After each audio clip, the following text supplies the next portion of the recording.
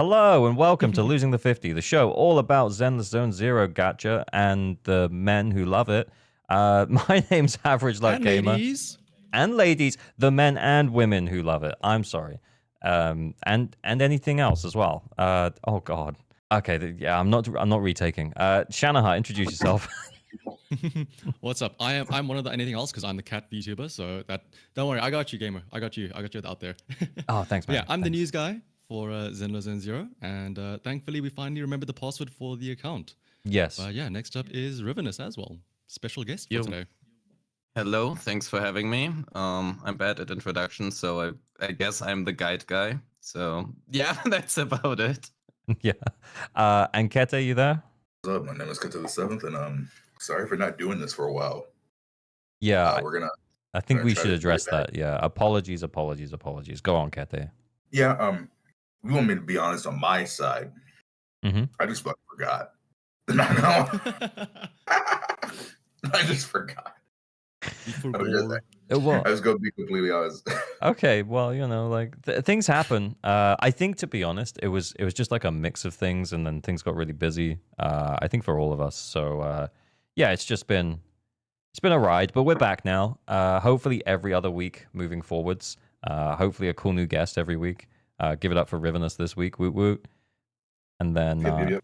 yeah, let's go on. So today, what are we going to be talking about? We're going to be talking about some Season 2 hype stuff. So I'm getting ready for Season 2. We'll have a little bit of a chat about Hugo and Leiter and how we think that Hugo's shaping up currently. Then we'll talk about Season 1 in review. Some of the characters that we've had so far. Okay, right. So guys, what do we think? Season 2 hype. How are we feeling about Season 2? I got 3 words. Okay. My nigga Seed. Big boy. I can't wait. Well, I hang can't on. wait.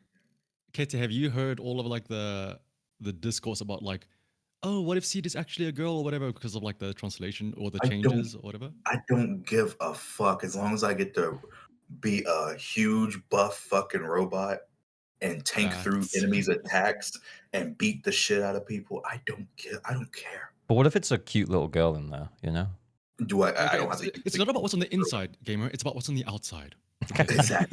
Exactly. I mean, in terms of, I actually don't think we've really even talked about this. In terms of the characters that we would be most hyped for from that Season 2 trailer, though, I think for me it would be Orphe. I know, like, she might very well work with Seed, but the redheaded girl with the tail. Yeah, I think, like the working theory is that her name is Orpheus, referred to, in Obol Squad stories and stuff. Member, Yeah. So, yeah, I think she looks absolutely sick. She's my number 2. Seed's my first type, and then she's my second. And so I just prefer saying Orphe because it's cuter. Yeah. I kind of agree. Yeah. Okay, if we exclude her though, because she's incredibly hot and like literally everybody wants her. I don't know a single person who said we don't want her. So who else is the question? Like, I mean, I think if you look at the trailer, the YouTube bar where it has like the spikes of like most replayed, that shot of both of them, Seed and Orpheus, that is like the biggest spike by far. Everyone wants them. Mm-hmm. That kind of makes sense. There is that Thyron guy as well. We saw him putting like a sword on his back. Yeah, like the black leather jacket. Yeah. Someone told me it was a gunblade. Dude, yes. Guys, have we had this conversation before? What the fuck? Yeah. And then Gabriel and I freaked out because like, oh my gosh, Final Fantasy VIII Squall. Yeah, actually, we've done this. But yeah, I guess for me, I think it's Orphe, and that's pretty much it, honestly. Some of the other characters, I guess I'm not really that excited for. Maybe the raccoon girl, I guess. Damn it! Sorry. You stole my answer. Yeah, we're just too similar. Man. Yeah. Okay, so I actually have a hot take here. Mm-hmm. Have you seen the anime Made in Abyss? Mm-hmm. Is that the one with the kids? I feel like I haven't seen it, but I know what it is. Yeah. So if you can do that in the editing, throw on here some Made in Abyss logo or whatever. Mm-hmm. But there is this one Thyron girl, this little child with whatever. She looks straight out of this anime. Interesting. I know which one. Is it the one with the like little axe cleaver thing. Yeah, like Oh, the this bunny little girl? hatchet. Yeah, The yeah. bunny girl? Oh, the bunny Yeah. girl. Yeah. She looks straight out of that anime, and Made in Abyss is probably one of my favorite animes of all time. It's such it's really tragic, but it's such a great anime, and I don't know, I'm low-key hyped for her if the gameplay is interesting. You know what's crazy, Riv? Yo. Yeah, AOG, you should definitely, if you edit this one, you should definitely put a picture of her on the screen because people don't know.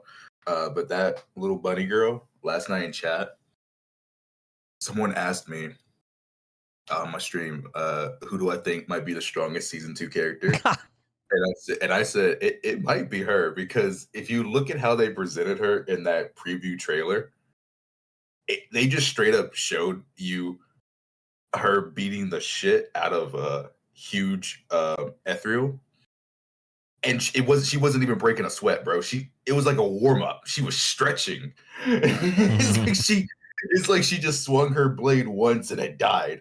You know, I was like, I would not be shocked if she was the strongest character. What if she's the Void Hunter? Dude, you know what's crazy? People have been saying that because, like, bro, like, look how they presented her, like, just straight up killing a huge monster with no sweat. Like, bro, I wouldn't be shocked. I think it'd be funny.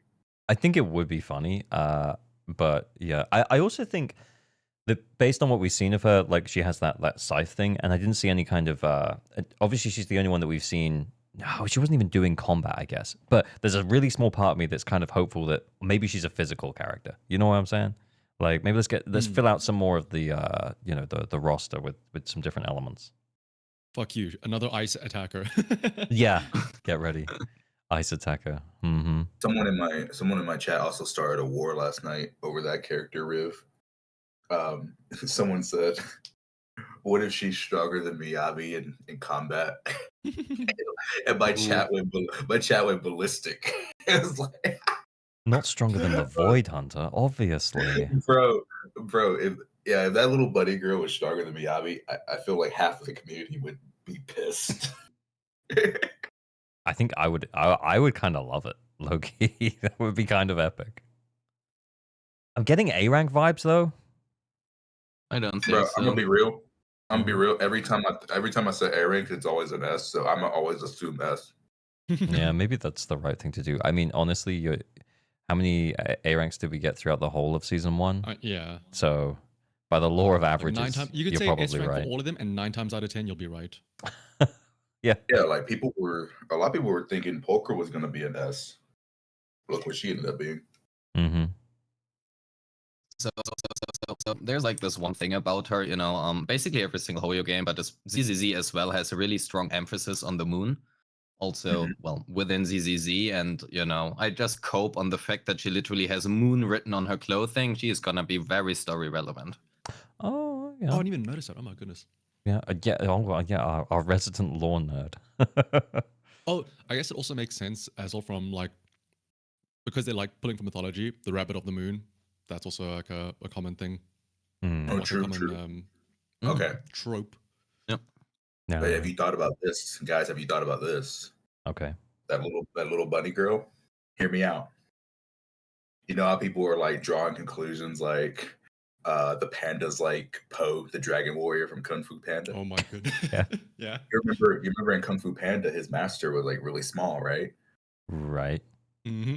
What if she was Yishuan's master? I don't even think that is that unlikely. Yeah, I mean, I could see it happening actually. I mean, they call Yishan like the 13th, I think, like the 13th something. Like she's not like the first, right? So there's plenty before her. True. But actually, I lied. Looking at the PV again, I kinda realized there's another character I'm looking forward the most, but I kinda think she probably will get Senora. So, Which one? And that is well, Sarah. oh, She is You so think we'll get a fucking hot. playable one? Holy shit. Oh, If Sarah the ever bad girl. becomes playable, I will tell my wife just instantly for that, Need more money to E6 her. Well, I'm 6. It's, man. it might be my community. Go on. Wait, what? I was gonna say my community. You said go on. No, you, My no, bad. you, no, you, no, you. My bad. I only went again because you I'm said. just gonna you stop said now. on. Go. No, but what if I went you first? I'm not doing Give us this. I'm not doing it. I love you too, gamer. Ah. But my community has like 30 or 40 clips of me simping over Sarah, like losing my mind. I literally said I'd rather go homeless than not M6er. The Sarah of homeless. I think for me, I would like for her to be playable, but I'd also love for us to get a bit more of her in season 2, i.e., like a boss fight or something. I think that would be pretty cool. I mean, I want a bit more of her. Yeah, I kind of set you up for that one though. But yeah, And, people will always be like, "Oh, my bad." If she ends up being playable, I don't know if it'll be in season 2. But if it is, I'm very excited about it. I think we might get a boss fight though, and I think that's cool. Boss fight would be cool. Yeah. Although, wasn't there a character in Genshin who got a boss fight and then they just never made her playable? Signora. Yeah, because she died. Senora. Right. Oh, sorry, spoilers. No, damn it! I was just about to start like the 3-year process of playing that game, gamer. Damn it! Yeah, but also that part was like a year into the game, and the game is now like almost 5 years old. So it's kind of on you at that point, genuinely. Okay, so we kind of talked about like what other characters we're excited about in the season 2 trailer. I mean, honestly, other than Obol and the obvious Yi Xuan, I actually don't think I'm that excited for anyone. I know we mentioned the Not even Thyron guy. Jufufu? No. I think I'm waiting for more information on Jufufu to decide whether or not I should pull her or Lighter, but yeah, I'm not super excited for her, I don't think. I've been in the same boat. Initially, I wasn't really excited about her. I don't know, she just didn't catch me. But then I saw something online and it kind of convinced me otherwise. About Jufufu or? Yeah. Okay. I don't know. I think she might be kind of good, but it's less about the good part, and I might actually pull for her. Yeah, I think the Even thing though- is... No, go on. Yeah. No, all good. No, I'm terrible at talking over people apparently today. This is... I feel like I must be the problem because it keeps happening. No, you're not No. the problem, gamer. It's always our fault. Correctly. Why'd you enable me? But yeah, I think for me, I feel like no one's really going to be able to do the same thing that Lighter does any better than Lighter does it. I feel like we're opening up a conversation that we were going to talk about later with the fire and ice buffage. So what I just want from Jufufu is that she's a good enough replacement for Lighter, even though she won't be as good with him with Evelyn, and then would also potentially work with other new characters as well. Whereas But if does she need to be a replacement? Sorry? Does she need to be a replacement? This is something which is a super common trope where you see like, oh, fire and stunner instantly means it needs to be a replacement for other fire stunners.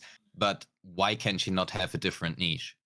Oh yeah, that's fine. She can have a different niche, but I just have no other limited S-rank stunners other than Trigger. So I would like to play her with Evelyn as well. So if playing her with Evelyn is worse than using Trigger or double support, then I may not pull her. I guess that's where I am. Yep, fair enough. Yeah. I just plan on pulling her because she's cute. That's all. like I know everyone's like, oh, Yishan, she's so hot, but like from what we saw from her, I mean, we didn't see much. It was just like one cutscene and like a little story beat at the end. Like, we saw a lot of her, man. Yeah, fair enough. We saw, not a lot of quantity, but we saw a lot of quality. Oh yeah. But like she's like just the generic stoic. I don't want to like draw like lines to Miyabi again because of the whole Void Hunter shenanigan, but like the very monotone, somber, nothing, like very straight to the point, serious. But then you get Jufufu cute. She's just so happy.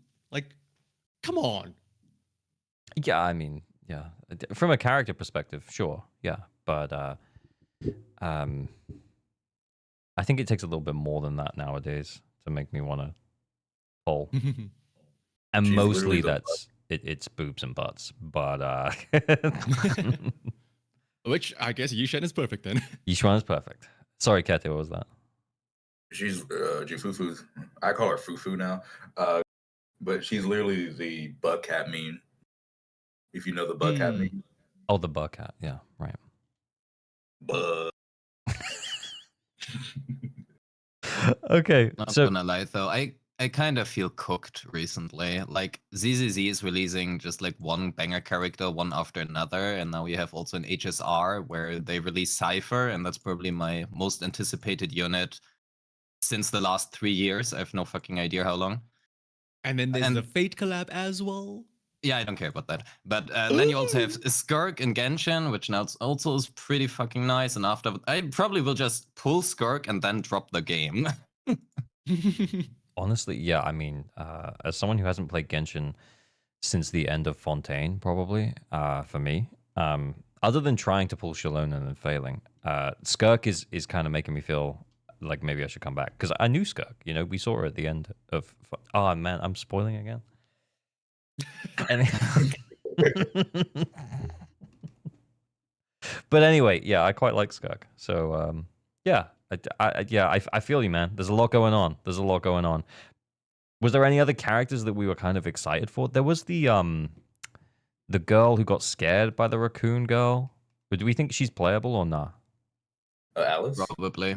Yeah, her, yeah. yeah. She said Alice on her Yeah. hair clips or Oh, something. there's also, we probably should at least mention the 3 VTuber or whatever, otherwise comments get idols, angry. yeah. Oh, the Angels of That Delusion. didn't appear in the story. Or that didn't Yeah. appear in the teaser, yeah. We mentioned them, so now we can continue with anything else. Yeah, I think We are aware they exist. they do exist, but I think we're probably not getting them until after 2.4. I think this was setting us up with a whole bunch of new characters, and then I think Yeah, like that we're gonna see in the main story and stuff like that. yeah, we're gonna get the other half at the other side of that, and that could be the Angels of Delusion, the idol faction, but yeah, not in the first half, I don't think. Mm. So I guess we're coming up to the anniversary as well, guys. What are we thinking about the anniversary? Do we think it's going to be good, or do we think that we're going to be pissed off? I think you need Here's the to. thing. I don't go think in- anything. I think you need to go into every single Hoyoverse anniversary with low expectations. That way Yeah. you don't get disappointed. Exactly. Yeah, Don't think anything. I think it's kind of true, but you know, if other games are giving away good stuff, then shouldn't we be like, oh, well, they got some good stuff, so maybe we should also be getting some good stuff? I guess the argument you could make, like if I were to play devil's advocate and like say, no, we don't deserve good stuff, it's like maybe I'm gonna piss off some people here. Maybe other games need to give away a lot of free stuff because the game is bad and that's the only way they can get people to come back. I don't know. That's cope. I mean, yeah, you really did just piss off some people. But Yeah. even a company like Kuro Games, I remember because I played Wuthering Waves very casually, but I remember for months and months, like all the big names that play Wuthering Waves, like for content creation, they were saying how good the anniversary was going to be. And then the anniversary came around, and then everybody said it was shit. So actually, because I don't play Wuthering Waves, and I know Gamer you do, and or like Gamer you started recently, and Keta you said you play casually. I don't know about Riv, but like, so I actually don't know like what was the like expectation versus reality for the Wuthering Waves anniversary. They were expecting a free standard 5-star selector, I believe. You can correct me if I'm wrong, Rivenous. And they were also expecting more pulls, but they didn't get the selector, and they also got significantly less pulls than they expected to. Yeah, so as far as I heard, there were some leaks going around where they found a selector or something, and then the leakers just went, oh shit, here's a 5-star selector in the files or whatever, and then the community just kind of took that as granted, as far as I know. I haven't really looked at myself at it. It's just what I know from hearsay. So Yeah. there were wrong expectations set, and in the end, even without these wrong expectations, I mean, I love Woover, but let's be honest, the patch has absolutely nothing to do. Like, literally nothing. 90% of the events are click this button. And aside from that, without the compensation, the apology afterwards, technically it has been like 32 pulls. Hmm. Yeah, I Yeah, mean, And they gave extra pulls because of backlash. It was actually Yeah, way lower than it was. in the end, no, it was like 52 pulls or whatever. But I think it's more about the way of how they structured everything rather than the actual anniversary itself. There just have been a lot of things which went wrong. Like you yeah. can't really go, make a 1.5 hour live stream or 1 hour. I don't remember how long it was, and you go every 5 to 10 minutes. But wait, there's one more thing, and then you drop a nothing burger nobody cares about, and that 10 times in a row. Mhm. So I guess like with that context in mind of what happened there, do we think ZZZ is gonna nail the anniversary, or are they, or is there going to be So a similar community backlash if they don't? I will say Yeah, one thing to remember about it's not just the anniversary that's coming up. It yeah. is also going to be the Xbox release. Oh So yeah, that that's might true. also Yeah, influence how like generous they are for new players and stuff like that. that actually makes sense as well. fair Um, point, yeah. yeah, But because again, though, let's not get too excited. But yeah, I was kind of thinking, and I mentioned this the other day. I don't know if I mentioned it in a video or not, but I was kind of thinking that it would be really cool if they did a marketing push that was similar to their initial marketing push when the game launched, which said that you got like 100 pulls and 100 80 free pulls. Yeah. boopons. Yeah. So if they could do another marketing push, and it's like, it's season 2 of Zenless Zone Zero. Come and get your 100 pulls by playing patch 2.0 or something like that. I would be like, actually, that's pretty. That sounds pretty good. And yeah, maybe like 50 of them are standard pulls, or maybe more. Let's face it. But yeah, maybe if 50 of them are standard and 50 of them are like limited pulls. I think that would be pretty sick. And also, this is not to get anyone's hopes up. I just think that is how they could nail it. I mean, let's look at it realistically. There are basically two things, like two ways of how you can approach it. Either they just go the absolute standard route, basically what everybody is expecting, which is 30 pulls and some cool content, and that's about it. Yeah. And nobody would complain because that is what people expect. Mm. Then they could do the extra route where they are saying, okay, you also get like one free 5-star, whatever, like they did for HSR, whatever. And then everybody would be, oh, nice, that's slightly above our expectations. And then technically, I guess there's a third way where they just could completely blow everything out of the way and just make the best anniversary of this year out of the big four.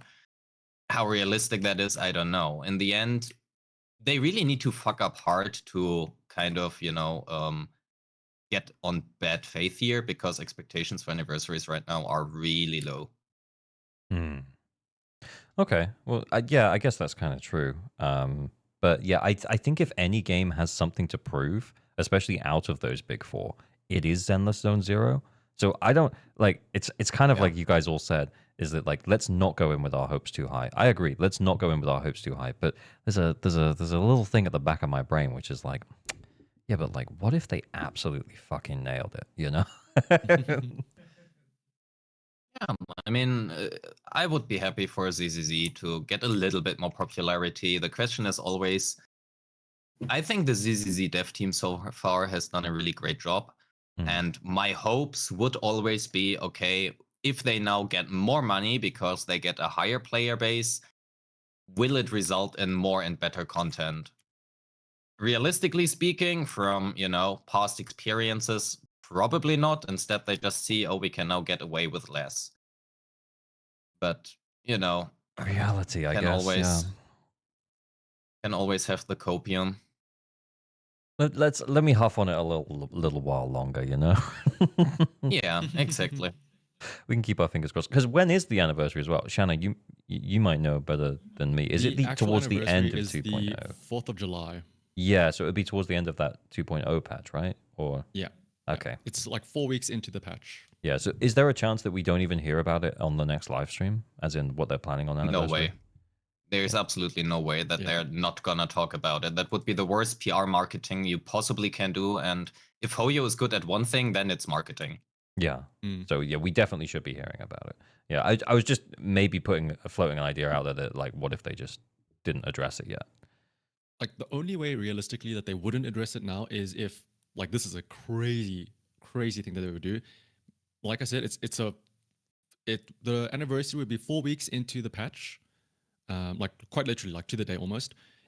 Like the craziest thing they could do is make the patch 4 weeks long in total, just 2.0, have like, both banners running at the same time, and then have like 2.1 be launching on the day of the anniversary and have that be, the anniversary patch. But like a 4 week long patch seems kind of dicey. But they would be dumb doing that. I mean, let's speak realistically. Yeah. We are like every single Everyone's player's. expecting, No, not even that. It's even from a company perspective, like it's a company. They want to make money and they want to give out as less pulls as possible over a certain amount of time.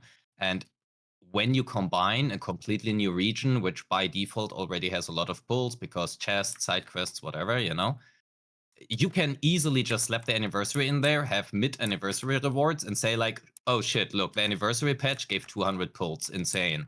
Devs listened. Then you put like just Dev Listen on there, throw Pocky's face on there, and everybody is like, holy shit, insane. But if you do the 2.1 patch, you have these amount of pulls split. True, so it would look worse, even though, the amount of pulls can be literally the same. It doesn't matter if it's 100 pulls in patch 2.1 and then another 100 pulls in 2.1.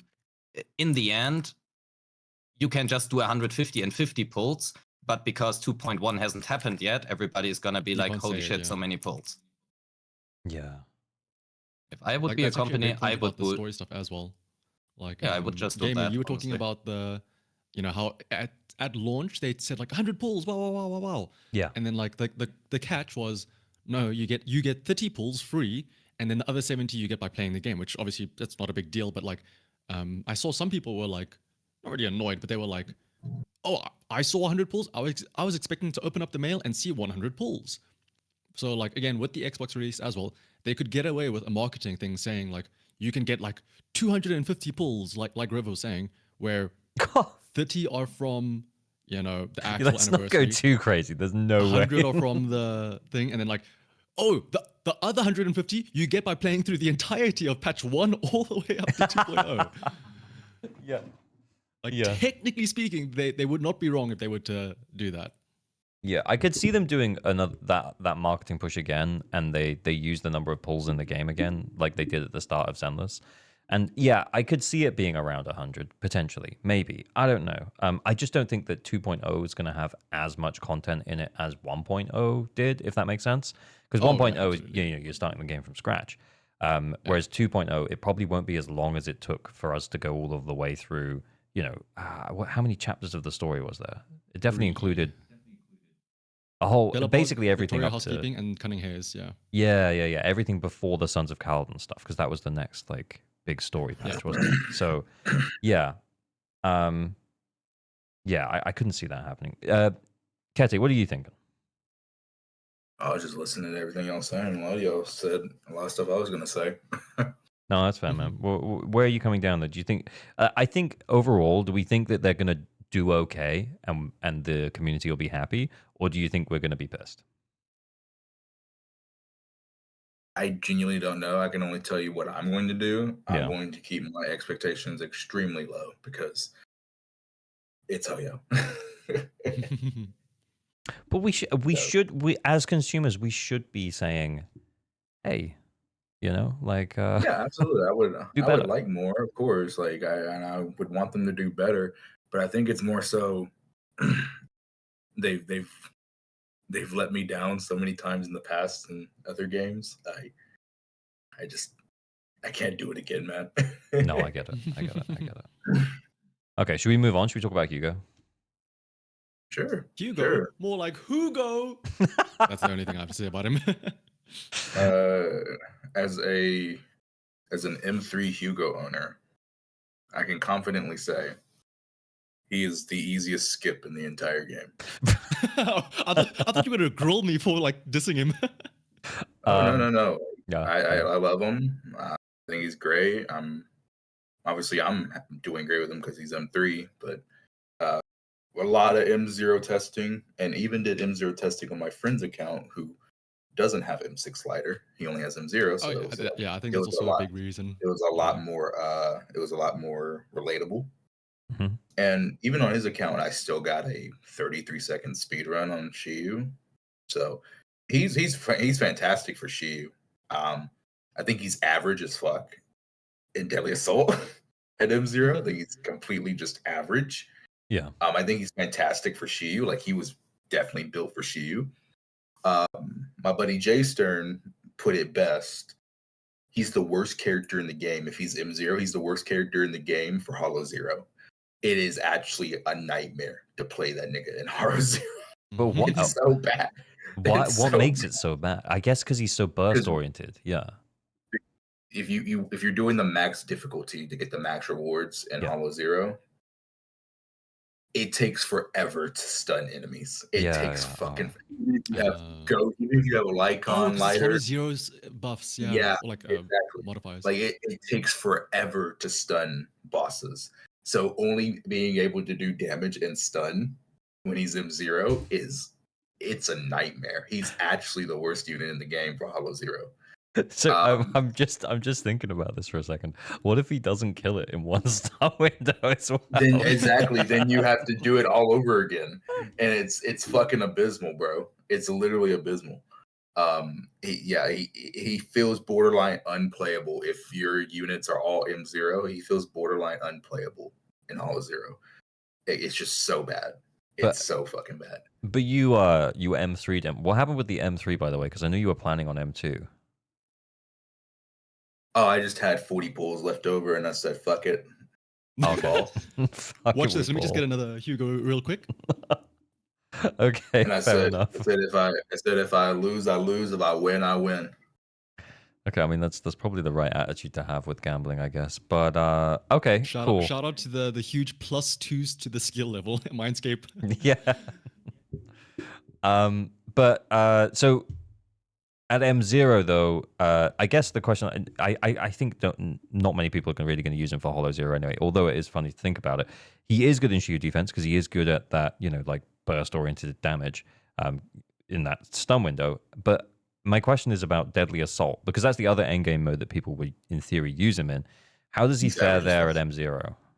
He's average as fuck. Like I said, he's average. Like I think he's top 5 Shield defense character in the game easily when he's M0.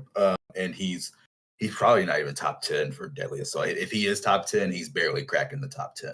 He is so average in Deadly Assault. It's not even funny. And it's not even more so his fault. It's matchups. Because a lot of people don't talk about this in ZZZ. Matchups matter a lot. Oh, yeah. Like, they matter a lot. And Hugo's best matchups in Deadly Assault are the easiest ones. Right. Like the Bringer, ethereals. Yeah, like Bringer, M0 team, it's a fucking nightmare trying to get that hand. You can do it, but you have to try 10 times harder than anyone else. Unironically, Ellen has an easier time against Bringer than an M0 Hugo team, which is hilarious. It's all because of the hand, right?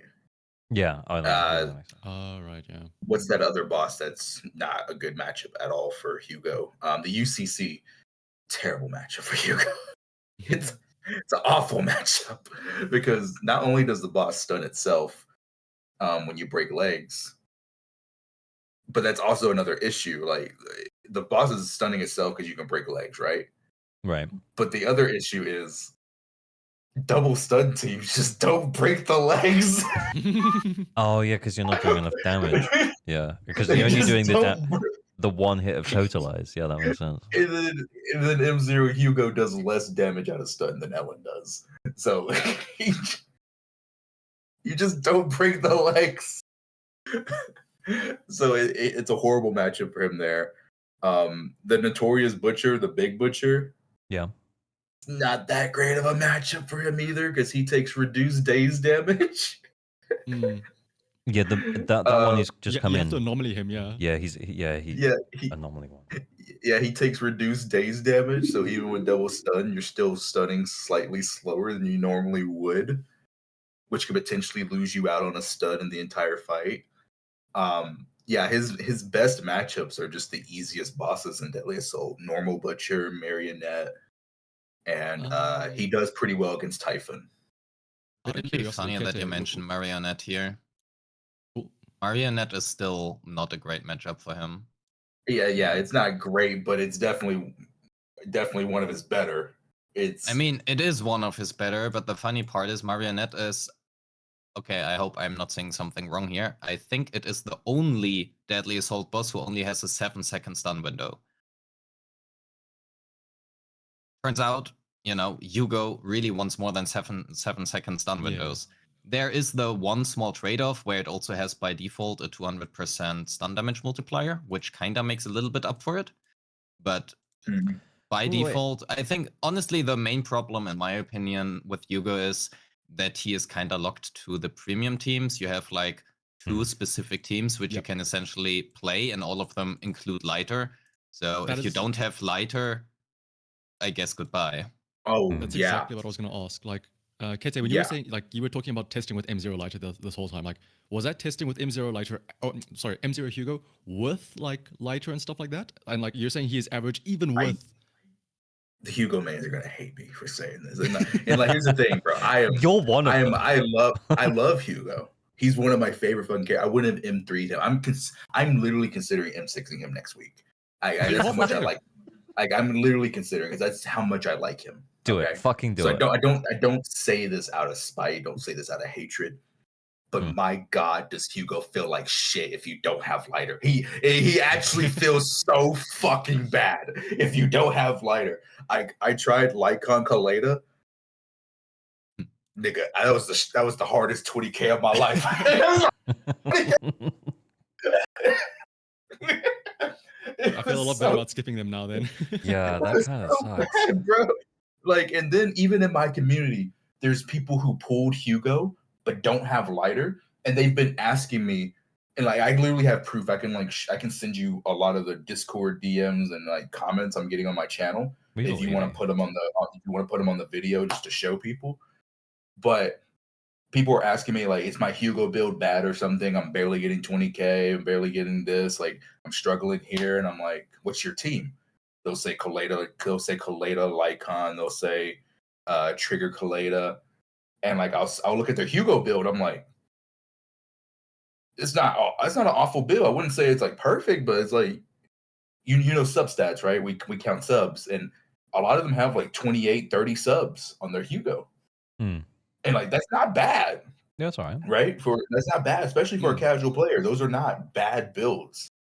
And I was like, yeah, but he loses so much power without Lighter. It's crazy. It's fucking wild, man. Yeah, Lycon is really good for him. But without that second stun, it's rough. I think I found the most success with Lycon Trigger. If you don't have Lighter. But Kaleda stuns faster. Yeah, you found the same thing, Riv. Kaleda stuns faster, but my God, the damage is so fucking low. It's so low. I feel a lot better about myself then, because like, in the 2 streams that I've done since the banner came out, everyone asks me like, "Oh, are you pulling for Hugo?" Every single time I pull up my character list and I show them, like, I have no Qingyi, no Lycan, no Lighter. What do you want me to do with Hugo if I pull him? Like, bro's just gonna sit on the bench. He would actually be a dead unit on your account. I'm not gonna lie. Now, here's the saving grace, because I know there's probably people who are watching this that pulled Hugo and don't have the Lighter rerun banner. Here's the saving grace. Jufufu should be a good option for him. Probably won't be as good as Lighter, but she should be a good option to help out. So you still have a chance to get someone in the future to help Hugo that's not named Lighter. So that's the saving grace. But yeah, I'm just keeping it honest. Like, I don't believe in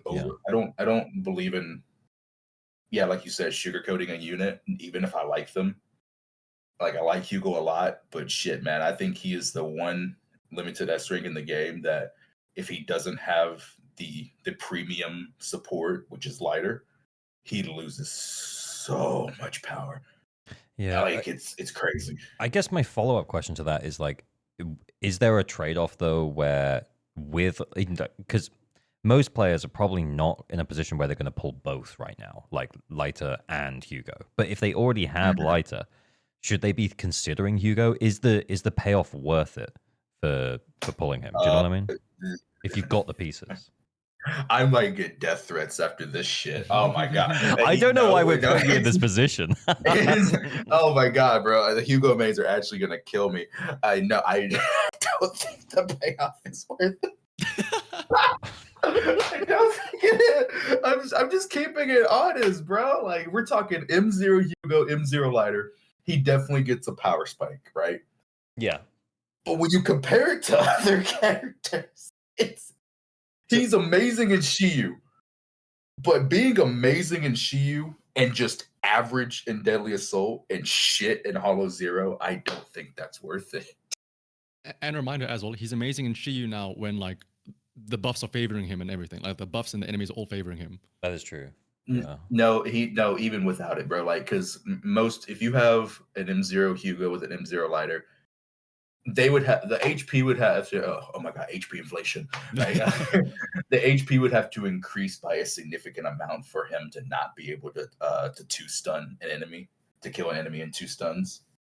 So he's going to be good in Shiyu for a long time. Okay, well that is good to know. That's I guess good at least then, yeah. for me though, like whenever I'm considering newer units, and you guys can tell me you think about it differently, but I always think about how they're going to play in Deadly Assault first, because that's like the harder game. Well, not necessarily harder, but you have to play it for 3 It's more minutes. restrictive. Yeah, you have to play that fight for 3 minutes. So I would rather prioritize a unit that I would like enjoy playing in Deadly Assault, feel like I'm doing good in Deadly Assault, as opposed to doing good in Shiyu defense and clearing it in 30 seconds. I guess different people might want different things though, but I always think about it as since we've had Deadly Assault, when did that come out? Like 1.4, 1.5? I think so, yeah. Yeah, since we've had that, I've always been like, oh, okay, like, how is this character going to feel in Deadly Assault first? And then, well, yeah, they'll also clear Shiyu defense as well.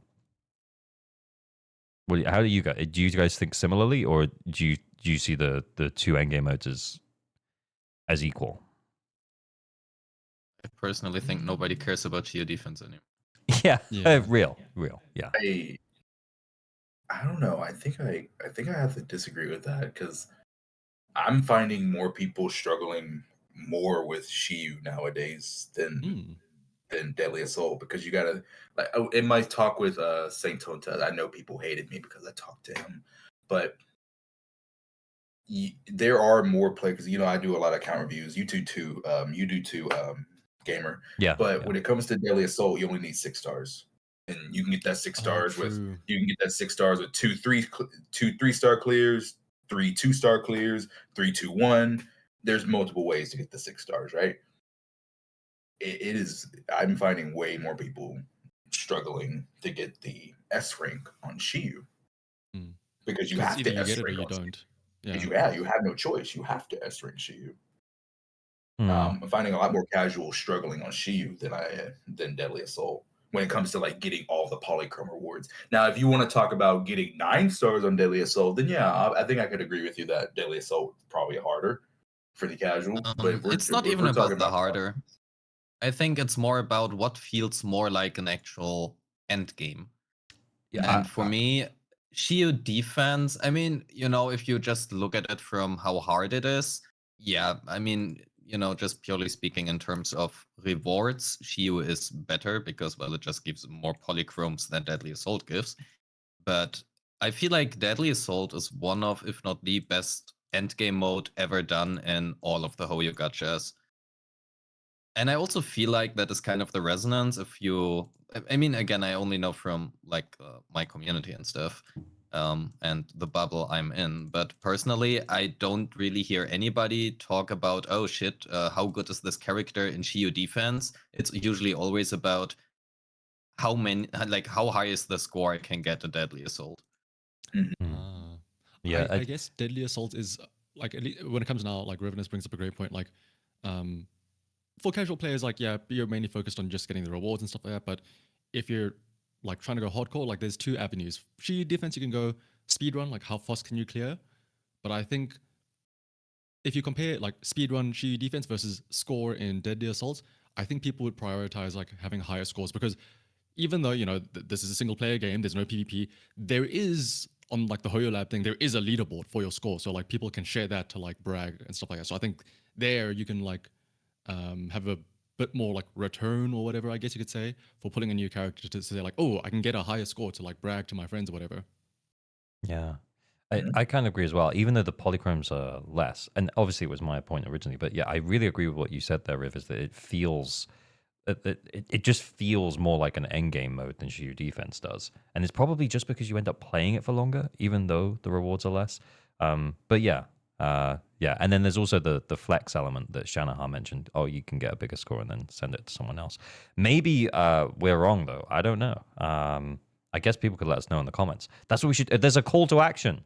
Let us know. Oh my goodness, what a segue! Yo! Wow. But Kete, were you going to go back to shooting? I think Kete, for you though, because you are a little bit of a you probably wonder where I'm going with that. You're a little bit more of a sweaty player, so getting those really fast speed runs would feel good to you. Do you know what I mean? So maybe that's the diff. Is that if you're super sweaty, maybe you still do care about shoe defense a bit. You know? It's not that I care. It's just I don't care. I just do what I do. But I'm just going off of a shit ton of casuals that come to me to look at their account, and more often than not, they struggle with Shiyu in terms of getting the full rewards. They struggle with Shiyu more than they do with Deadly Assault. Okay. Right, in terms of getting all the polychrome. Yeah, no, that's fair. Interesting. Okay, so yeah, we kind of touched on Hugo. How are we feeling about the lighter rerunning at the same time as him, and also getting shafted by running right before a super hyped up unit once again? All I'm saying is, if you ever see a lighter banner, rerun banner in the future, just know, get ready for the next one. Look, man. I think they had no choice because trying Hugo without I think they had no choice. Yeah. I mean, technically speaking, they had a choice, right? They just could have made Hugo less reliant on. This is true. They could have done Very that. true. Like, I would argue they did have a choice, just they didn't use it. No, yeah, that's but they made him very reliant, which is. I think touching on that, like, you know, how reliant he is, it would have been cool if he was reliant more on Lycan than Lighter. real. Yeah. Like, just because, like, one, like lore, and two, he's a lot easier to get than Lighter. I guess there is a chance though that if you're newer to the game, then you have to wait till you do 300 standard pulls though, just to guarantee him. So potentially not. Or just use the free standard selector we're gonna get for the anniversary. Nah. Oh my god. But yeah, let's not get our hopes up too much. But yeah, I mean that would be nice. Okay.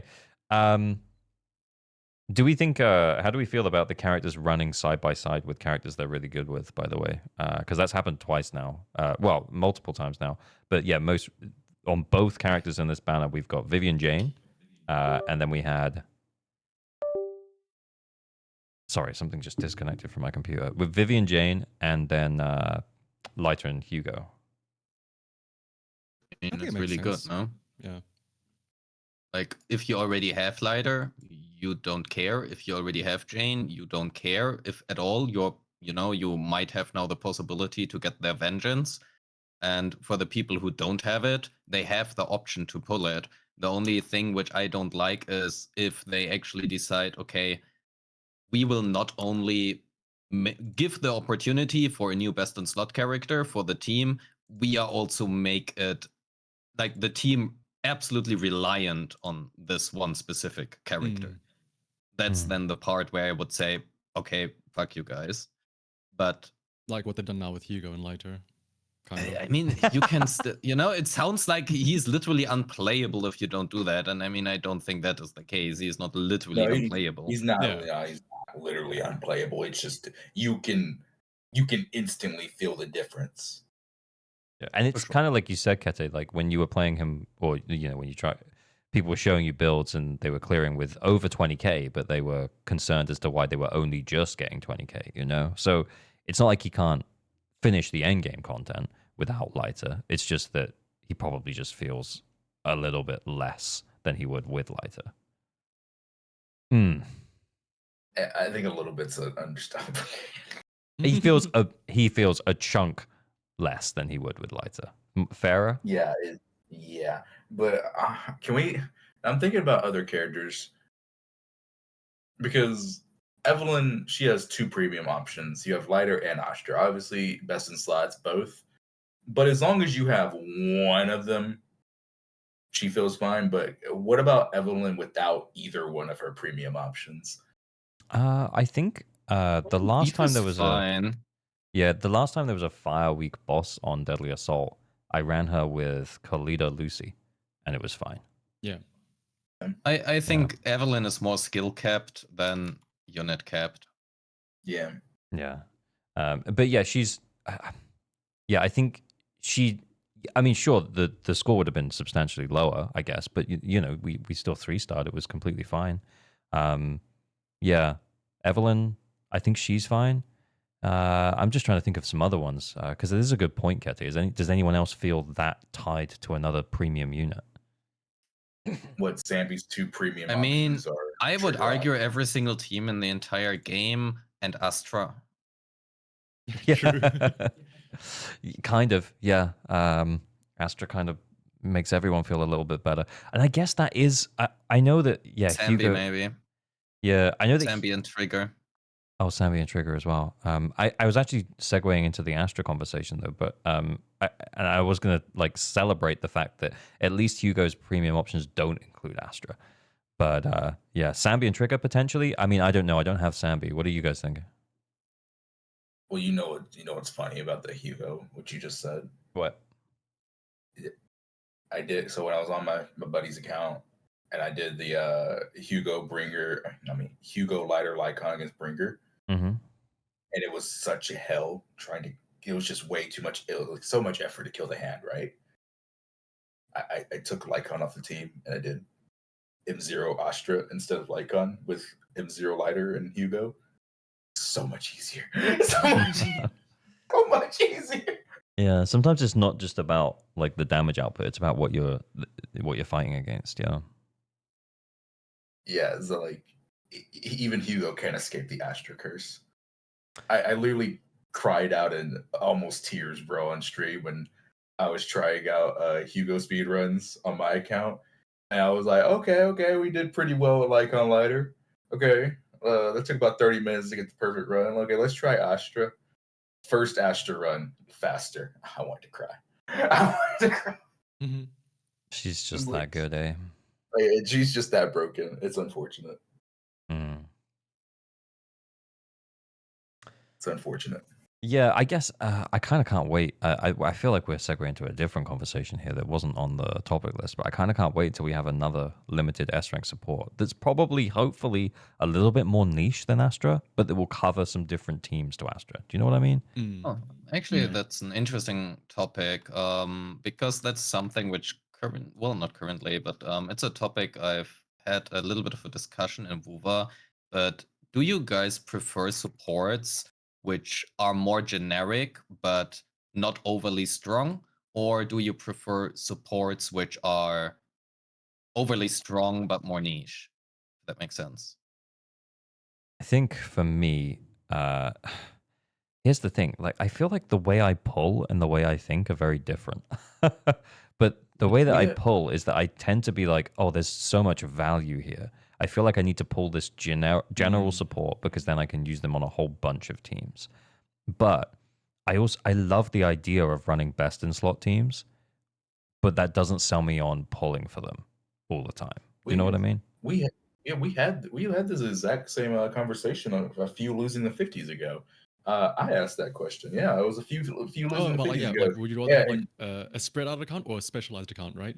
Yeah, and Gamer, you literally I think you just said almost word for word, bar for bar, what you said last time. I think you said the exact same thing. I feel like I have had this conversation before, but I am coming down more on the like because of like the way that I play the game is super low spend, right? So I don't pull every unit, and pulling like a more general unit that can fill the slot of a few different supports, for example, it is more valuable to me than pulling like a specific niche support. But then there is the other side of that coin of like, well, if I pulled the specific niche support, then I could probably brute force easier against, like content that wasn't necessarily made for a particular DPS, for example. So I can see it from both sides. I think like my brain tells me that I would prefer to play best in slot teams, but I tend to focus more on the general support side of things. What are the rest of you? Because I clearly don't remember this conversation, but what do the rest of you think? It's very simple, right? Like, I'm bringing up Jay Stern again because he made a very good point a long time ago. He said the reason why Lighter can buff is allowed to buff as much as he does for the teams that he's played in is because he's niche, Yeah. right? Like Lighter buffs fire and ice more than Astra does. But the reason why he's allowed to do that is because he's niche. You can't use him everywhere. So like I think it's fine to have a lot of niche supports in my personal opinion, but I can understand why people would prefer more generalistic because like you said, not everybody can get every character, which is why like I'm fully expecting like not even looking at dreams or anything. I it's very similar to Chingy and Trigger. Like you remember earlier Riv was like, oh, people see the same class, same element, and oh, that's a replacement. No, like just looking at Fufu, I can already just tell she's more than likely going to be more generalistic than Lighter. While Lighter is the niche one, right? Because like they wouldn't just make the same character twice. Yeah. Right. So I think it's perfectly fine. Yeah, and that's kind of what's giving me pause on pulling for Lighter is that he's very good, but he is niche, and I feel like I kind of already have enough in like as a player and on my teams. I already have enough to cover what he could offer, not to the same level, of course, because like the level of buffs that he provides is huge. But that is what's making me pause and be like, I don't think I want Lighter, and maybe I want Jufufu instead because she might work better with future characters than Lighter will, because Lighter is so locked to his niche. So yeah, completely agree. But there's definitely like there's two sides to it, and honestly, I feel like for a long time I always says I preferred playing best in slot teams, but like the way I actually play the game is not that way. Shanna, what are you saying? I think I'm also like just the general supports are nicer, just because again like at the end of the day like it is a game, but it is also like technically speaking like monetary value, like you were saying, where like it is safer, quote unquote, to get a more general team because like for example we were talking about me not having Lighter or Lycan, right? So you could argue that Hugo is also kind of like a quote unquote specialized or a niche attacker because he's not super general, and so for me like that's why I'm not pulling for him. It's like he's only gonna be not usable, but like he's only gonna feel good if I have this specific setup against this specific boss and blah blah blah blah blah. Yeah, it's so like at that point it's like, well, why bother then? Yeah, it's like the gacha part of it is the resource management, and managing that resource is well, I only have this amount of pulls, and if I pull someone more generic, then it'll be easier to use them. Yeah, but I do get the appeal of pulling those niche supports, though. I really do. That's funnily enough exactly why I would disagree. Okay, go for it. I think that niche supports are better for free-to-play players because you don't feel like you are forced to pull them.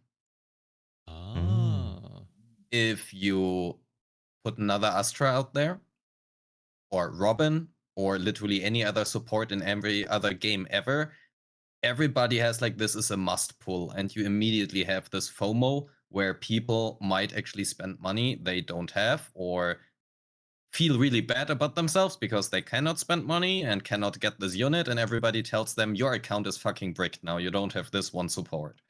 Just look at Astra. The people who don't have Astra immediately have like minus 10,000 score because they did not spend money for getting her, and that just feels bad. And now if Astra were to get a rerun, everybody would now need to decide, do I want to get Astra or do I want one of the new units?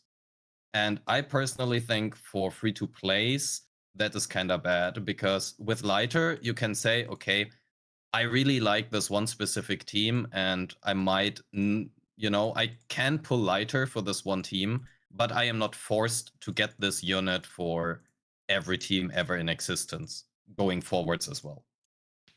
Okay, but then now I have a question for you, because I started playing this for Riv. I started playing Genshin again about a few weeks ago. What if a niche unit, a niche support, is so strong that the community still feels like they're a must pull? And this is where I'm going to bring up Coffee, because I don't know how to pronounce her name. Yeah, but Escoffier, or however she's pronounced, I just call her Starbucks because she's coffee and expensive. But okay, I don't know who this is. I need to Google this. Is this a Genshin character? Yeah, new Yeah, Genshin. it's a Genshin Escoffier. character. So let me tell y'all, for y'all who don't know, and I just got done pulling her when she first came out at C0. I got her C1 a few days ago, but I did a lot of C0 testing. So she's an ice and hydro. What was it called? Cryo and hydro buffer in Genshin, right? Yeah. And she only works in cryo and hydro. Oh, technically she can work other, but she's designed for cryo and hydro, right? This girl is so overtuned and so strong. She's like Lighter. She's a niche. She's extremely niche. Like, she only works in specific teams. But when I tell you she's so strong, bro, like, she is a full team-wide healer. She does the damage of some of the best sub DPS off-fielders in the game. She has the buffing of some of the best characters in the game, some even better in her niche. And she also has good energy regeneration for the team. Like, when I tell you she is overtuned, bro, I pulled her and I played with my Ayaka, and I was like, what the fuck? I blinked and the Abyss Chamber died. What? So, and then I went back and I tried Ayaka's previous best team before Scoffier. I was like, I want to see the difference. And 20 seconds into the chamber, I was like, oh my god, Scoffier is so much better. Yeah. Not even close. To put that into perspective, just imagine there is a support which gets released for Alan, who makes Alan as good as Miyabi. Mm-hmm. That is the kind of level of support we are talking about. Yes, yeah, that is what Scoffier does. Like, Ayaka went from pretty bad, not that great, to being on, like, people are now debating, is she a top 5 DPS in the game, all because of one character's release. Yeah. So you might hate me for it, but I personally think overall, so I think Escoffier is kind of a bad example, because Freeze in itself, or, well, Cryo, has been in a really bad spot. It has. They kind of needed to bring kind of a support to make this entire archetype viable. And unless, there are two ways of how they can do it. They can go the way which gives them money, or they can go the route which loses the money, which is rework how fucking Freeze works and buff all the characters. It's MiHoYo we are talking about, so they go the money route. Debatable whether or not that is the right way. But point being, what I want to bring up here, I think it's kind of a little bit difficult, because I personally think it's good to have a strong character for a certain archetype, because if you don't care about Ayaka, if you don't care about potentially Skirk coming up, there's no reason for you to get her. Like, which other DPS character you have who are Hydro, or, I mean, technically I guess Ayato, but, like, most of, there are not really many good Hydro or Cryo characters out there who she would be good for. And for those people, it's fantastic. Obviously, on the other hand, it's kind of bad, because if you have Ayaka, if you want to play her, you better get her, or, just don't play the character you spent $200 for like 2 years ago. And for Skirk, there's obviously also the problem that you might need Escoffier, otherwise Skirk might just not do that much damage, depends on how they want to balance it. It's a trade-off, but I personally prefer for free-to-play players to have the choice whether or not they need this character or they don't need it. And to be fair, Genshin is somewhere in the cycle of a game's lifespan where there are so many characters out there and so many supports out there that you can just get any other support at some point and you will be fine. But we are not there yet with the newer games, especially with ZZZ. Well, We yeah, have 'cause- effectively exactly one support, one Yeah. premium support. Yeah, that's kind of what I was going to say. Is that at the moment we kind of don't know how good like a dedicated support would be for a niche in Zenless Zone Zero. I mean, I guess you could argue that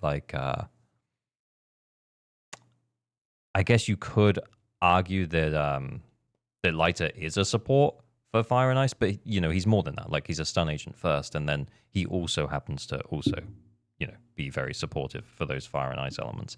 I don't know what I'm talking about here, guys. What am I talking about? Yeah, we need more supports. It would be cool to see what a niche support looks like. How good does that actually go? But how would you feel? Okay, let me give you a good example. Then tell me how you would feel. Because we brought up the Ayaka thing, and like Ayaka without Scofier and Ayaka with the Scofier, it's not even the same character, bro. Like literally, like it's the difference is fucking massive. It's not a little cap. It's not a small. It's massive. So how would you feel if in Zenless we were talking about Orphe, right? We all love Orphe, right? She looks cool. Orphe's great. How would you feel if Orphe came out and let's pretend she's a DPS? I have no idea what she's gonna be, but let's pretend she's a DPS. How would you feel if Orphe with her dedicated support and Orphe without her dedicated support, the gap was massive? Would you be okay with that? Because that's what it is right now with Ayaka and Genshin. Would you ever be okay with that in ZZZ? Yeah, I guess the difference is Wait. That is not entirely correct. You cannot phrase it like that, man. Would you be, do it in a different way. True. Yeah, you're right. Okay, my bad. You're right. My bad. It's a 3-year-old character. Yeah, you're right. But how would you? Okay. But let's use the point though. So let's say Hugo, right? Hugo can clear endgame content right now, right? With or without Lighter. But let's say without Lighter, you had to be, top 1% skill character in order to clear with Hugo with his second best team. He is tied to Lighter. You need Lighter. This is hypothetical, right? This is hypothetical. Yeah. Okay, hypothetical. Okay, So hypothetically, let's say that's the situation with Hugo, and the solution is that you need Lighter, and if you get Lighter, it makes him way better than he even is now at M0. Let's say that's the same situation for like an upcoming new character. We can use Orphe. Let's say Orphe and Seed is that situation. Orphe is not able to 20k on Deadly Assault unless you also pull Seed. I think that's terrible. Yeah, I think that's awful as well. Yeah, so I don't want ZZZ to ever get like that. Like I'm okay with niche supports being better, but I don't want a generalistic support to be so far behind that the characters feel bad to play. That's why like I tell people, even though I'm a lighter simp, you don't have to pull him, right? He's great. He's great. He'll elevate your ice and your dedicated teams that he's best in. He'll elevate your to a higher level, 100%. But he's nowhere near like a must pull. Like your characters won't feel like shit, complete shit if you don't have him. Yeah. And I don't want ZZ to ever get to that point where a character literally feels like shit if you don't have a dedicated support. Yeah, the reality is I don't think they why could. are we why are we talking only in extremes here? Because otherwise are we just talking about Hugo? No, I mean like, let's imagine we have Astra, but there are two versions of Astra. One is an Ether Astra, which provides 45% crit damage and 45% damage percent, but only to Ether units. And only anomaly Ether units. Let's just say only anomaly Ether units, and she allows them. yeah, like very, very specific. Okay, crit damage is a bad example in this case. Let's say crit ether units, like Sujuan, whatever. And then there's a generic Astra who provides 30% crit damage and 30 damage percent, but to every other unit. It is a difference. One is much better than the other. Well, it's not even much better. One is slightly better than the other, but it's more niche. Yeah. Yeah, and I guess if that was the situation, it would be like, well, if you want to tie that character to that team, then pull the more niche support. But if you want like someone who can also flex into other teams, then maybe consider the generic support. It's all situational, exactly. really. Like it's yeah. But I think it's much more healthy to have just literally look at the Astra situation. If Astra gets a rerun, every person who starts new, or starts after that Astra rerun or has started now, has really big team building problems because Astra, like literally every team except maybe 2, want Astra. Yeah. And you can slot her in every single team. She is the best in slot support for basically every single team. And to tell a new player, okay, by the way, you better pull on this banner or you have problems. I don't know, man. Yeah. I would much rather tell that player, hey, if you like this unit, you might want to consider the support because that is the best in slot support for this unit. But if you don't care about the specific team comp, whatever, then you are fine. Just play something else and you don't need that unit. Save your polychromes. That's my approach, though. I can see arguments for both sides. Yeah, I can too. Yeah, I think it's I don't all. even think Astra is a must pull. Yeah, I think it's all situational. I mean, I don't think Zenless really has a must pull agent yet. I don't think there's a single character in Zenless that's a must pull. Yeah. Like Astra's great, yeah, 100%. But I think for me, I think she's the most valuable character. But I don't think any game really has a must pull because a must pull would mean that your account literally cannot do anything without having this unit. Yeah, that would be a must pull. I don't like that term too much, to be honest. Yeah. But there's no such thing. If there's any unit I would recommend, if somebody asks me which unit should I pull for, I'm a new player, I would say Astra. Yeah, 100%.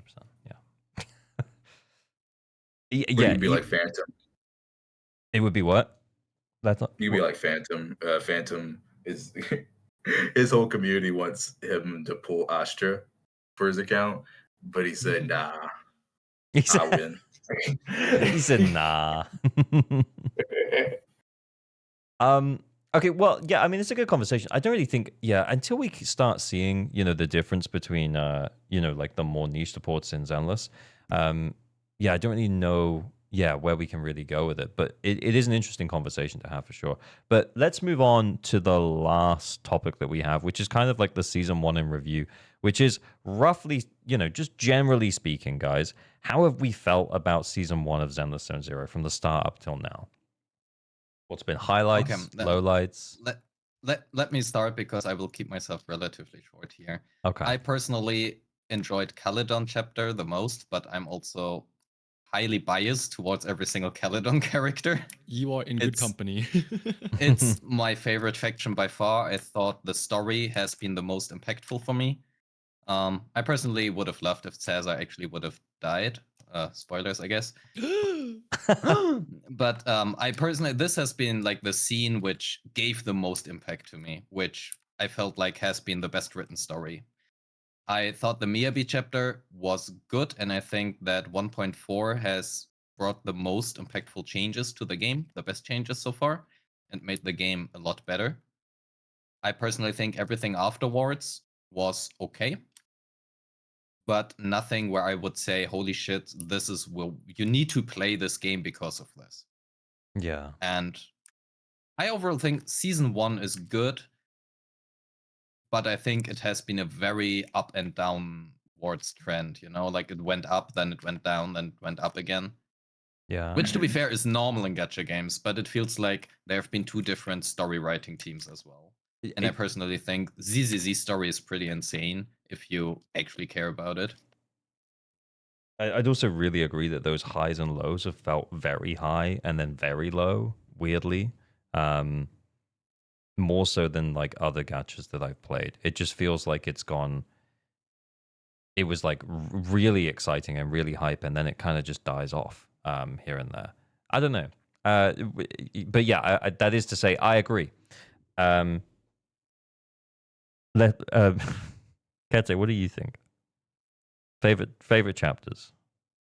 Riv is trying to riz me up because he knows I love Sons of Caledon too. Yeah. Sure. Sure. Wait. Let me just correct that quickly. I don't like Lighter, and it's the only character I haven't. He likes the girls of Caledon. Specifically Bernice, you know. The daughters of Caledon. Wow. True, know, Lucy and Bernice. You know, Lighter could have buffed your Bernice's fire damage. Oh, that is very true, but I have the small problem that when I play, I always keep WASD pressed. I always try to move in one direction. You know exactly what happens when you do that while you play Lighter. Yeah. So, yeah. That's the thing. But Kete, you were saying the Caledon stuff was your favorite? Yeah, Caledon story was by far my favorite. It's the one I paid the most attention to. Nice. Hell yeah. Yeah, I loved it. Nice. I think 1.0 Zenless was pretty mid, in my opinion. It was just okay. But then the game, every patch kept improving. And I'm very happy with it right now. Very happy. Shanaha?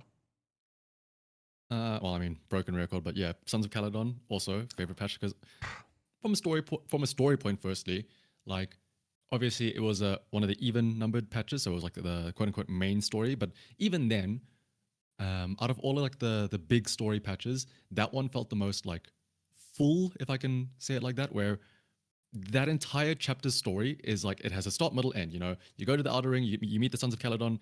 They have the Tour d'Inferno. They have the the whole Caesar dying spoilers at the end and stuff like that. Whereas like every other main story point is always like, oh, there's the cultists working in the background. What are they going to do this time? Who knows? We stopped them for now. We have to find out next time what happens and stuff like that, which kind of annoys me. Which, to be fair, it's expected for gacha games. You know, you always got to keep the story going for the next patch. But 1.2 just had like a nice full story. But the other thing that I wanted to bring up when we come to the season 1 stuff in review is like not just the main story, but like the side stuff, like events and whatnot. The events and the stuff that you do after you dump the story in that first weekend. What do you do for the next 5 weeks? That has been getting a little bit worse, I think, over time. And I think this patch right now, and that's like why we were talking about it earlier about how we missed a month for the podcast because things sort of like died down. Like literally in the game as well, things have died down. Like in this patch 1.7 now, the story's been great. I like the story, but in terms of like a content patch, it was super dry because there was only one story. There was no agent story midway through. Like there was no Hugo story or like how they normally have one in the midway patch. So you play the story in the first weekend, and then that is it for this this patch. There are some events sprinkled out here and there, but aside from the flower arranging thing, every single event that we've had this patch has just been like a reskinned thing from before. Like we've had this photo thing before. We've had the food delivery thing before. We're gonna have this new event that's coming out now. We've had this before as well. So I'm hoping that that's just like, oh, they were too busy focusing on 2.0. So that's when things are gonna like wow us with the anniversary and coming back to that again.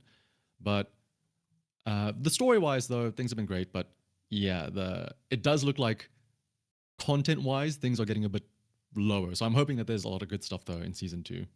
You're kind of hoping that there's a reason for it, like as in they're foot off the gas right now because they're working hard on 2.0. Yeah, like they're prioritizing their efforts somewhere else. Yeah. Yeah, I'd be okay with that, to be fair. But yeah, I do agree it feels kind of dead right now. But I think that's to be expected. I think I think potentially as well, we probably the people who are playing might kind of, instead of logging in every day, we might be kind of logging in less frequently. Do you know what I mean? It feels like the player base is kind of like less engaged with the game at the moment, and that's okay. It's a gacha game at the end of the day, and hopefully 2.0 is shiny and new and exciting. But yeah, for me, I do agree. The Sons of Kaladin patch was probably, it had a really nice story to it, but I do think 1.4 was better. Maybe I just don't love the Sons of Kaladin characters as much as you guys, but yeah, 1.4 just felt so good. And I think it was all of the excitement with the the Miyabi stuff, plus we had her on banner for like an extended period of time, and that first time you logged in and we had that like splash screen with her coming up. Yeah, it was just so hype. Like logging in for 1.4 was epic. And then the first time I'm gonna tell you one reason why 1.4 felt so good is low key. Wait, I have to dodge here. Sorry. Is low key because Deadly Assault released and everybody was busy for like 2 weeks straight trying to get high scores. Yeah, Deadly Assault was coming in, and it wasn't. Yeah, 1.4 was when they did the Ultimate update as well. So like the first time you played combat, ultimates. Yeah, the first time you played the combat again, you were like, "Oh my god, everyone can use their ultimate. This is so cool. I've never seen Lucia's ultimate was animation." 1.3 though.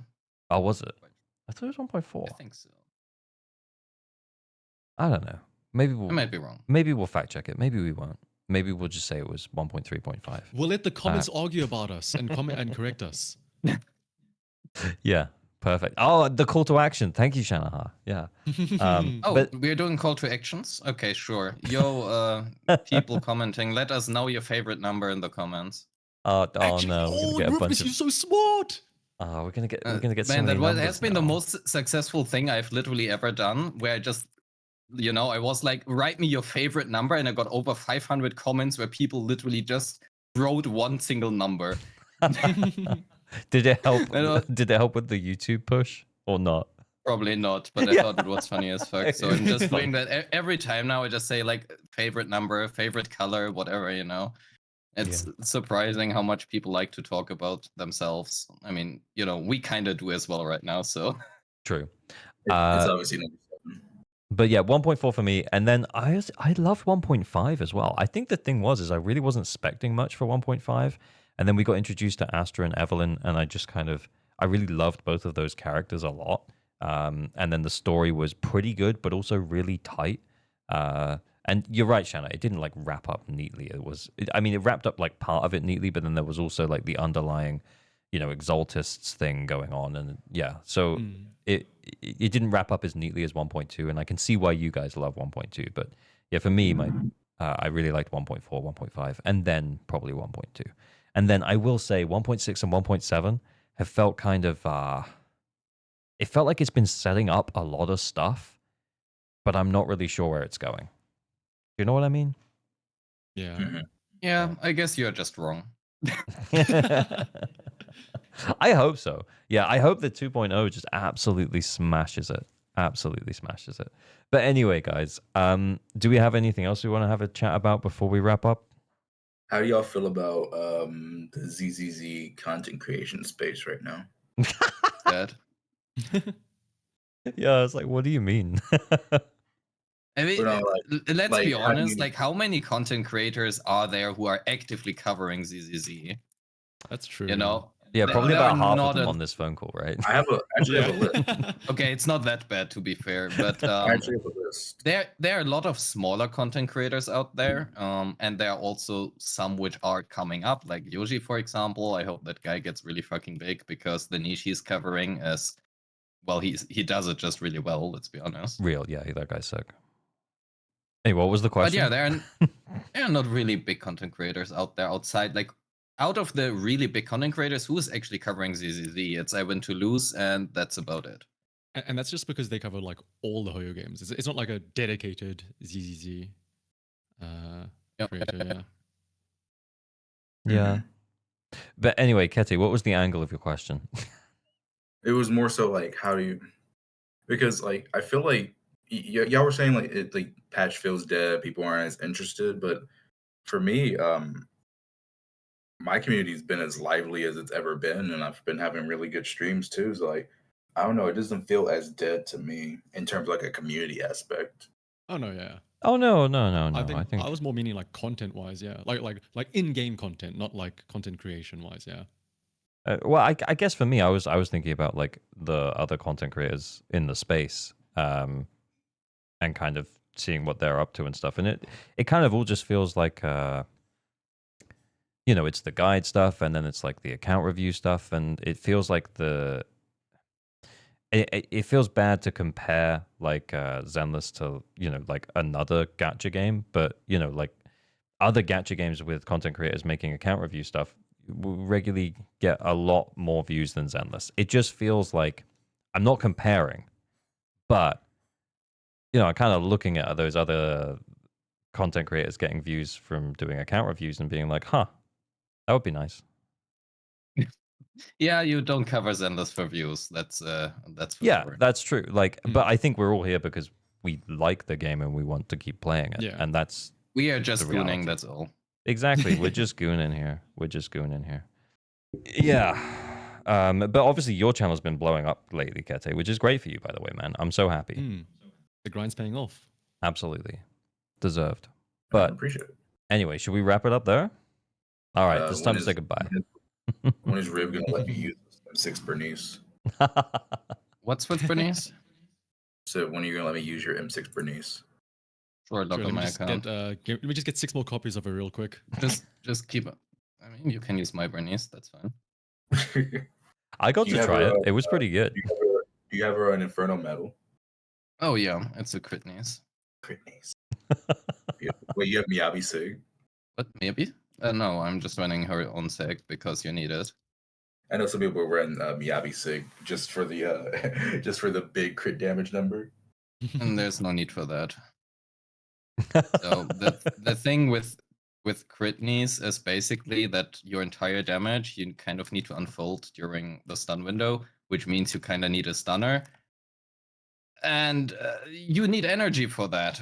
A lot of energy. That's kind of a little bit the problem she has, which is why her own sig is still the best in slot, at least from my personal experience, simply because of that reason. Not because it has the greatest stats, which, let's be honest, it doesn't. I see. Yeah, I think we're good. Yeah, let's wrap it up, guys. So anyway, it's time to say goodbye. Kete, do you want to say goodbye? Where can people check out your stuff? Oh, you can check me out on KT7th. I stream often, and yeah, I make YouTube videos on ZZZ. Cool. Shanaha? What's up, Shanaha? News guy. Every Monday, you can stay up to date with everything that's happening in Zenless Zone Zero and the occasional live stream, which will be happening, by the way. Oh, live stream for like official patches, which is actually going to be happening this Friday, for any reminder. But otherwise, yeah, subscribe to stay up to date with everything in and around Zenless Zone Zero. Cool. And iamrivenous, where can people check you out? Yo, I'm on YouTube. I do guide stuff. Oh, cool. I'm bad at this, okay? He's a guide guy, not an intro guy. True. And I've been Average Luck Gamer, and you can check me out on YouTube, and then on Twitch I'm Avluck Gamer. But you should also like and subscribe to this video, as well as leaving a comment telling us what your favorite number is. Okay, say goodnight, everyone. Bye. Bye-bye. Thanks for having me, guys.